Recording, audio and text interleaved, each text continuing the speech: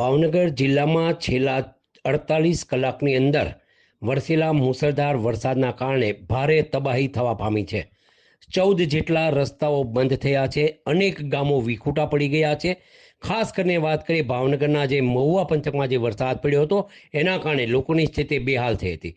બીજી બાજુ જે પ્રકારે કહી શકાય કે ઉપરવાસના પડેલા ભારે વરસાદના કારણે ભાવનગર જિલ્લાનું ભાલ પંથક છે એમાં પણ ભારે તબાહી મચવા પામી હતી। અનેક લોકો કહી શકાય કે પૂરની વચ્ચે ફસાયા હતા।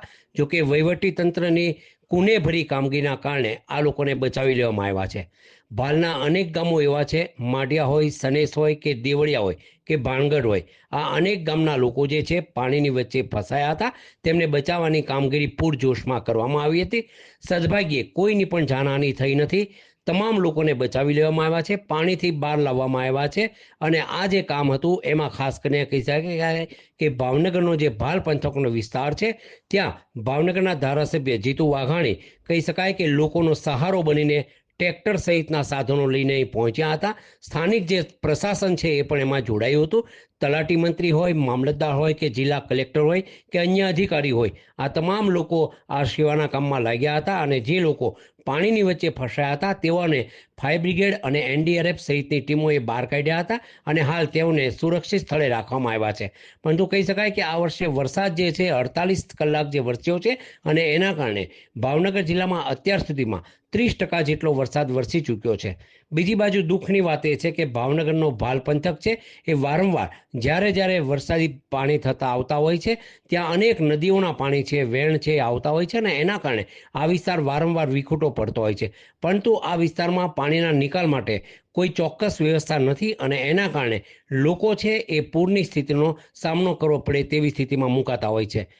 આજની જે આ કામગીરી છે એને કહી શકાય કે જે પ્રકારે કોઈ પણ પ્રકારની જાનહાનિ થઈ નથી અને લોકોને સલામત સ્થળે ખસેડવામાં તંત્ર અને સ્થાનિક પ્રશાસન અને રાજકીય નેતાઓ છે એ સફળ રહ્યા છે। હાલ ભારે વરસાદના પગલે નીચાણવાળા વિસ્તારોમાં ખૂબ પાણી ઉપરવાટથી આવેલું છે। હાલ ગામોની અંદર અને ઘરોની અંદર પણ પાણી ભરાયેલા છે નીચાણવાળા વિસ્તારોમાં।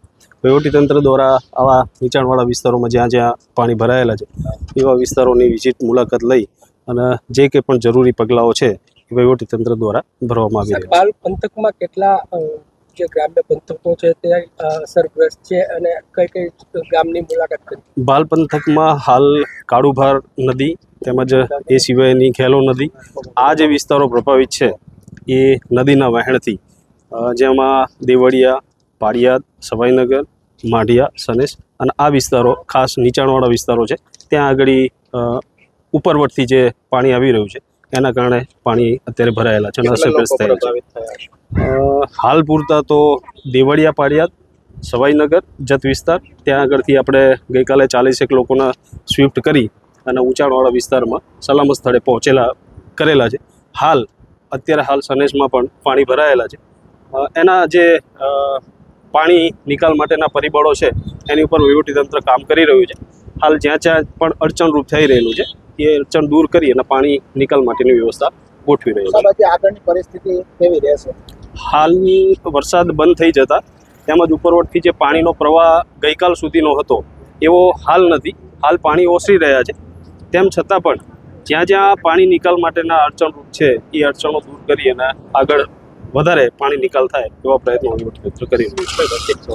આ પાણી ભરાઈ જવાનું કારણ પાણી જે કુદરતી વહેણ છે એ કુદરતી વહેણો જો બંધ કરવામાં આવે અને ત્યાં આગળથી જે પાણી નીકળવું જોઈએ એ પાણી ના નીકળે તો પછી એ પાણી ભરાવાના પ્રશ્નો ઊભા થતા હોય છે।